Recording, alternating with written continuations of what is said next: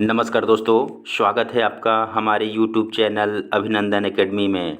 दोस्तों, अगर आप हमारे चैनल पर नए हों तो चैनल को सब्सक्राइब करें और बेल आइकन को प्रेस करना ना भूलें। दोस्तों, आज के वीडियो में हम लोग देखेंगे हिंदी के कुछ महत्वपूर्ण प्रश्न जो 69,000 शिक्षक भर्ती में पूछे गए प्रश्नों को। तो दोस्तों, आइए क्लास को स्टार्ट करते हैं। क्वेश्चन नंबर फर्स्ट है, कृदंत प्रत्यय किन शब्दों के साथ जुड़ते हैं? तो दोस्तों, ऑप्शन है संज्ञा के साथ, सर्वनाम, क्रिया या अव्यय के साथ। तो दोस्तों, कृदंत प्रत्यय किन शब्दों के साथ जुड़ते हैं? तो दोस्तों, ये जुड़ते हैं क्रिया के साथ। किसके साथ दोस्तों? क्रिया के साथ। अगला प्रश्न देखिए दोस्तों। अगला प्रश्न है, जो व्याकरण जानता है वह वाक्यांश के लिए एक शब्द है। तो दोस्तों, जो व्याकरण जानता है वह वाक्यांश के लिए एक शब्द क्या है? ऑप्शन है वैज्ञानिक, अगला है व्याकरण या बहुज्ञ या शास्त्रज्ञ। तो दोस्तों, इस प्रश्न का सही जवाब क्या होगा? तो दोस्तों, इस प्रश्न का सही जवाब होगा व्याकरण। क्या दोस्तों? व्याकरण। यानी जो व्याकरण जानता है वह वाक्यांश के लिए एक शब्द है व्याकरण। यानी विकल्प बी इसका सही जवाब होगा दोस्तों। अगला प्रश्न देखिए दोस्तों।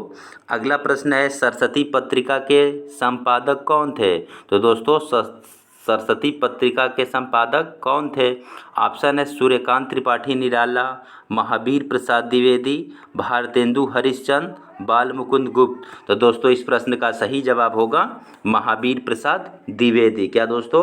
महावीर प्रसाद द्विवेदी ने सरस्वती पत्रिका के संपादक किए थे। अगला प्रश्न देखिए दोस्तों। अगला प्रश्न है, चिदंबरा पर ज्ञानपीठ पुरस्कार प्राप्त हुआ। ऑप्शन है मैथिली शरण गुप्त को, सुमित्रानंद पंत को, अयोध्या सिंह उपाध्याय को या रामधारी सिंह दिनकर को। तो दोस्तों, चिदंबरा पर ज्ञानपीठ पुरस्कार ये सुमित्रानंद पंत को प्राप्त हुआ था। किसको दोस्तों? सुमित्रानंद पंत को। अगला प्रश्न देखिए दोस्तों। अगला प्रश्न है, महान शब्द में त्वा प्रत्यय जोड़ने से शब्द बनेगा। तो दोस्तों, आपको बता दें कि प्रत्यय होता है किसी शब्द के, क्या दोस्तों? किसी शब्द के अंत में जुड़कर और उसका अर्थ परिवर्तन कर दे तो दोस्तों उसे क्या कहते हैं? प्रत्यय कहते हैं। तो दोस्तों, महान शब्द में त्वा प्रत्यय जोड़ने से कौन सा शब्द बनेगा? महनी, महत्ता या महत्व या महती। तो दोस्तों, इस प्रश्न का सही जवाब होगा महत्व बनेगा। यानी महान शब्द में त्वा प्रत्यय जोड़ने से महत्व बनेगा। यानी विकल्प सी इसका सही जवाब होगा दोस्तों। अगला प्रश्न देखिए दोस्तों। अगला प्रश्न है, महावीर प्रसाद द्विवेदी ने आदिकाल को क्या संज्ञा दी है? तो दोस्तों, महावीर प्रसाद द्विवेदी ने आदिकाल को क्या संज्ञा दी है? ऑप्शन है बीज वपन काल, आदिकाल, वीरगाथा काल या चारण काल। तो दोस्तों, आप लोग बताइए कमेंट करके कि महावीर प्रसाद द्विवेदी ने आदिकाल को किस नाम की संज्ञा दी? तो दोस्तों, ये बीज वपन काल, क्या दोस्तों? बीज वपन काल की संज्ञा दी। अगला प्रश्न देखिए दोस्तों। अगला प्रश्न है, हिंदी शब्द किस भाषा से लिया गया है? तो दोस्तों, हिंदी शब्द किस भाषा से लिया गया है? ऑप्शन है संस्कृत से, फारसी से, हिंदी से या अरबी से। तो दोस्तों, इस प्रश्न का सही जवाब क्या होगा? तो दोस्तों, जो हिंदी शब्द है वो फारसी भाषा से लिया गया है। किस भाषा से दोस्तों? फारसी भाषा से लिया गया है। यानी विकल्प बी इसका सही जवाब होगा दोस्तों। अगला प्रश्न देखिए दोस्तों। अगला प्रश्न है, निम्नलिखित में से तत्सम शब्द है। तो दोस्तों, निम्नलिखित में से कौन सा तत्सम शब्द है? ऑप्शन है आँख, गांव, पाँव या गृह। तो दोस्तों, तत्सम शब्द वो होते हैं जो संस्कृत के शुद्ध शब्द, क्या दोस्तों? संस्कृत के शुद्ध शब्द। तो दोस्तों, क्या है इसका प्रश्न का सही जवाब? तो इसका क्या होगा? गृह। यानी विकल्प डी इसका सही जवाब होगा दोस्तों। अगला प्रश्न देखिए दोस्तों। अगला प्रश्न है, बीती बिभारी जागरी, अंबर पनघट में डूब रही, तारा घट उषा नागरी, उपयुक्त पंक्ति में कौन सा अलंकार है? तो दोस्तों, अलंकार का मतलब क्या होता है? काव्य की शोभा बढ़ाने को क्या कहते हैं? अलंकार कहते हैं। तो दोस्तों, इसमें कौन सा अलंकार है? ऑप्शन है अनुप्रास अलंकार, उपमा अलंकार, अनुयुक्ति अलंकार या रूपक अलंकार। तो दोस्तों, इसमें कौन सा विकल्प सही है? तो दोस्तों, इसमें होगा रूपक अलंकार। यानी विकल्प डी इसका सही जवाब होगा दोस्तों। अगला प्रश्न देखिए दोस्तों। अगला प्रश्न है, निम्नलिखित में से कौन सा शब्द सरस्वती का पर्यायवाची है। तो दोस्तों एक बार और प्रश्न को देखिए, निम्नलिखित में से कौन सा शब्द सरस्वती का पर्यायवाची है। दोस्तों ऑप्शन है वीणा पाणी, ऑप्शन है भारती और भाग्य देवी या जानवी। तो दोस्तों इस प्रश्न का सही जवाब क्या होगा। तो दोस्तों इस प्रश्न का सही जवाब होगा, क्या होगा दोस्तों, जानवी। क्या होगा दोस्तों, जानवी, यानी विकल्प डी इसका सही जवाब होगा दोस्तों। अगला प्रश्न देखिए दोस्तों, अगला प्रश्न है मैं, हम, तू आदि शब्द है। दोस्तों मैं, हम, तू आदि शब्द क्या है, संबंधवाचक सर्वनाम, निश्चयवाचक सर्वनाम या प्रश्नवाचक सर्वनाम या पुरुषवाचक सर्वनाम। तो दोस्तों मैं, हम, तुम आदि शब्द ये है दोस्तों, ये पुरुषवाचक सर्वनाम है। क्या दोस्तों, पुरुषवाचक सर्वनाम है, यानी विकल्प डी इसका सही जवाब होगा दोस्तों। दोस्तों अगर वीडियो पसंद आ रहा है हो तो वीडियो को लाइक कर दें और अपने दोस्तों और को शेयर कर दें। अगला प्रश्न देखिए दोस्तों, अगला प्रश्न है जब प्रथम शब्द संख्यावाची और द्वितीय शब्द संज्ञा हो तो कौन सा समास होता है।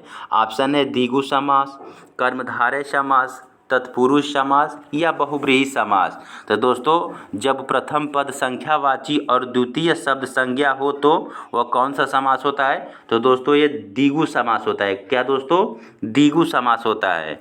अगला प्रश्न देखिए दोस्तों, अगला प्रश्न है दोस्तों, अगला प्रश्न में आपको बताना है कि कौन सा चिन्ह क्या है। तो दोस्तों अगला प्रश्न है निम्नलिखित में से कौन सा योजक का चिन्ह है। क्या दोस्तों, योजक का चिन्ह है। तो देखिए इसमें से योजक का चिन्ह क्या है दोस्तों। तो इस प्रश्न का सही जवाब क्या होगा दोस्तों, सी होगा। जैसे दोस्तों माता पिता, क्या दोस्तों, जैसे शब्द है माता और पिता।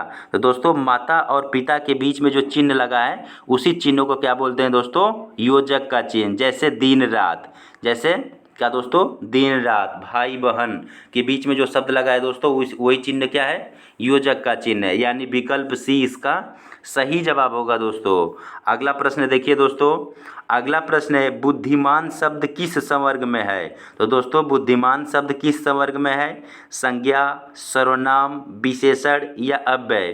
तो दोस्तों जो बुद्धिमान शब्द है वो क्या है दोस्तों, तो ये विशेषण है। क्या दोस्तों, विशेषण है, यानी बुद्धिमान क्या है, बुद्धिमान शब्द है दोस्तों क्या है, विशेषता बता रहा है। अगला प्रश्न देखिए दोस्तों, अगला प्रश्न है कवि का स्त्रीलिंग है। तो दोस्तों कवि का स्त्रीलिंग क्या होता है। तो दोस्तों काफ़ी इंपॉर्टेंट प्रश्न है दोस्तों। कवि का जो स्त्रीलिंग होगा कवित्री, कवित्री, कवित्री, इनमें से कोई नहीं। तो दोस्तों इस प्रश्न का सही जवाब होगा विकल्प सी, यानी कवित्री, यानी विकल्प सी इसका सही जवाब होगा दोस्तों। अगला प्रश्न देखिए दोस्तों, अगला प्रश्न है व्यू का विलोम क्या होगा। तो दोस्तों व्यू का विलोम क्या होगा। तो दोस्तों व्यू का विलोम जो होगा अव्यू होगा। क्या होगा दोस्तों, अव्यू होगा। दोस्तों आपको बता दें कि 68,500 शिक्षक भर्ती में दोस्तों वो परीक्षा लिखित हुई थी। तो दोस्तों उसका आंसर आपको लिखना था, तो इसलिए इसमें इस प्रश्न में विकल्प नहीं है दोस्तों। अगला प्रश्न देखिए दोस्तों, अगला प्रश्न है मैंने कहा होगा वाक्य किस प्रकार का वाक्य है। तो दोस्तों मैंने कहा होगा वाक्य किस प्रकार का वाक्य है। तो दोस्तों आयोग द्वारा जो आंसर दिया गया था तो ये वाक्य जो दोस्तों है संदेहवाचक है, सरल वाक्य है और अनिश्चयवाचक है। यानी मैंने कहा होगा वाक्य किस प्रकार का है दोस्तों, तो ये संदेहवाचक भी है, सरल वाक्य भी है और निश्चित अनिश्चितवाचक वाक्य है। अगला प्रश्न देखिए दोस्तों, अगला प्रश्न है उन्मेष में किस उपसर्ग का प्रयोग हुआ है। तो दोस्तों उन्मेष में किस उपसर्ग का प्रयोग हुआ है। तो दोस्तों उपसर्ग का मतलब होता है कि किसी शब्द के प्रारंभ में जुड़कर और उसका अर्थ परिवर्तन कर देना क्या है दोस्तों, उपसर्ग कहलाता है। तो दोस्तों उन्मेष में कौन सा उपसर्ग है। तो दोस्तों उन्मेष में उत उपसर्ग है, तो में हलंत है दोस्तों, उत उपसर्ग है। अगला प्रश्न देखिए दोस्तों, अगला प्रश्न है जिसके हाथ में चक्र हो के लिए एक शब्द क्या है। तो दोस्तों जिसके हाथ में एक चक्र हो उसके लिए एक शब्द क्या है। तो दोस्तों चक्रपाणी, चक्रधारी या चक्रधार। दोस्तों इस प्रश्न का 3 जवाब होगा। क्या दोस्तों, चक्रपाणी, चक्रधारी या चक्रधार। अगला देखिए दोस्तों, अगला प्रश्न है वीर रस का अस्थाई भाव लिखिए। तो दोस्तों वीर रस का अस्थाई भाव क्या होता है? तो दोस्तों वीर रस का अस्थाई भाव उत्साह होता है। क्या दोस्तों? उत्साह होता है। अगला प्रश्न देखिए दोस्तों, अगला प्रश्न है कंघी का तत्सम शब्द क्या है? तो दोस्तों कंघी का जो तत्सम शब्द होगा वह काकती होगा और कंगक्ती होगा, यानी ये काकती और कंगक्ती होगा दोस्तों। अगला प्रश्न देखिए दोस्तों, अगला प्रश्न है प्रधानमंत्री में कौन सा समास है? तो दोस्तों प्रधानमंत्री में कौन सा समास है? तो दोस्तों प्रधानमंत्री में कर्मधारय समास भी है। क्या दोस्तों? कर्मधारय समास है, बहुव्रीहि समास भी है और तत्पुरुष समास है। दोस्तों प्रधानमंत्री में क्या है? कर्मधारय समास, बहुव्रीहि समास और तत्पुरुष समास। अगला प्रश्न देखिए दोस्तों, अगला प्रश्न है राम का घर दूर है, इस वाक्य में कौन सा कारक है? तो दोस्तों राम का घर दूर है ना, तो दोस्तों इसमें का विभक्ति लुप्त हो रही है। क्या दोस्तों?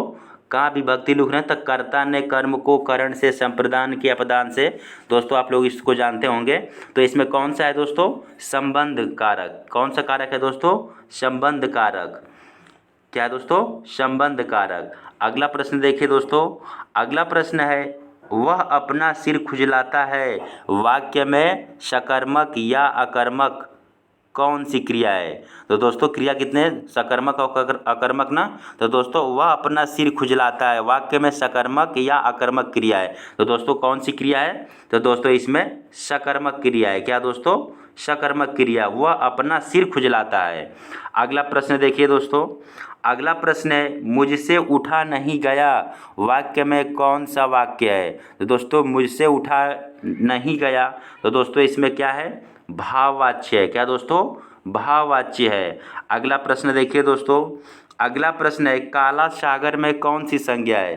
तो दोस्तों काला सागर में कौन सी संज्ञा है? तो दोस्तों इसमें जातिवाचक संज्ञा है। कौन सी संज्ञा दोस्तों? जातिवाचक संज्ञा है। अगला प्रश्न देखिए दोस्तों, अगला प्रश्न है चौराहा में कौन सा समास है? तो दोस्तों चौराहा शब्द में कौन सा समास है? तो दोस्तों चौराहा शब्द में द्विगु समास है। क्या दोस्तों? द्विगु समास है। और क्या है दोस्तों? तत्पुरुष समास है। क्या दोस्तों? तत्पुरुष समास है। अगला प्रश्न देखिए दोस्तों, अगला प्रश्न है संस्कार शब्द में कौन सा उपसर्ग है? तो दोस्तों संस्कार शब्द में उपसर्ग है आपका सम उपसर्ग। क्या दोस्तों? सम उपसर्ग है। संस्कार शब्द में कौन सा उपसर्ग है दोस्तों? सम उपसर्ग है। अगला प्रश्न देखिए दोस्तों, अगला प्रश्न है लिखावट शब्द में किस प्रकार का प्रत्यय है? तो दोस्तों लिखावट शब्द में किस प्रकार का प्रत्यय है? तो दोस्तों एक कृत प्रत्यय है। क्या है दोस्तों?